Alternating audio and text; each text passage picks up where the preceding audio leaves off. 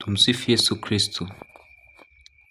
Hivi katika maisha yako uliwahi kuona kila unapoenda watu wanakukataa? Kila likitajwa jina lako mahali unakataliwa. Kila ukipeleka vyeti mahali popote vinakataliwa. Ukishasoma tu jina lako, ni shetani anakuwa amepanda kitu kwenye jina lako, anapenda kulichafua jina lako ili wewe usisonge mbele, usifanye matendo ya kumtukuza Mwenyezi Mungu katika maisha yako. Ubaki hivyo hivyo. Uwe kama yule mtu ambaye alipewa talanta akaizika badala ya kuitumia ili iongezeke. Sasa tusali sala hii kuombea majina yetu. Sala hii ni fupi, una uwezo wa kuifanya kama novena, lakini mimi nashauri uwe unaifanya kila siku. Kama una maji ya baraka, kwanza unajinyunyizia maji ya baraka, ndipo unasali sala hii. Tusali. Mungu Baba Mwenyezi, naliweka jina langu mbele zako takatifu leo. Unataja jina lako kwa urefu, unaendelea. Libariki kwa neema yako, rehema yako na ulinzi wako.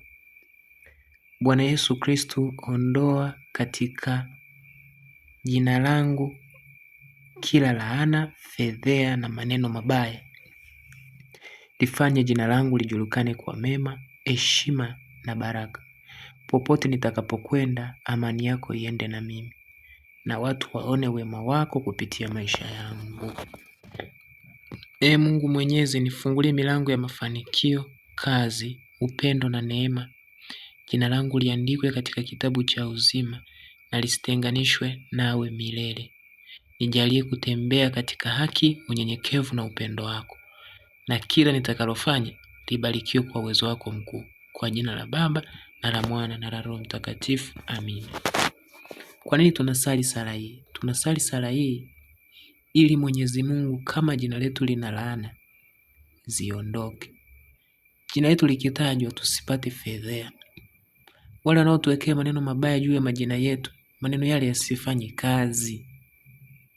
Tutakapoenda popote, itakapotajwa jina letu, basi watu wawe na amani, na sisi wenyewe wamiliki wa majina tuwe na amani, ili watu wanaotuzunguka wauone wema wa Mungu kupitia maisha yetu.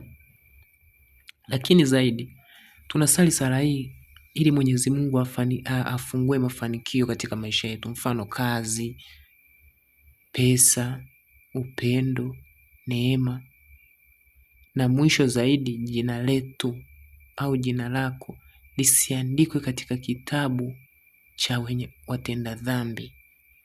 Yaani hapa unamuomba Mwenyezi Mungu akusaidie kutubu, akupe moyo wa kutubu, kujikumbuka, kwa sababu jina lako ndio utambulisho wako. Ulipobatizwa unajulikana hata mbinguni kwa jina lako. Tumsifu Yesu Kristo.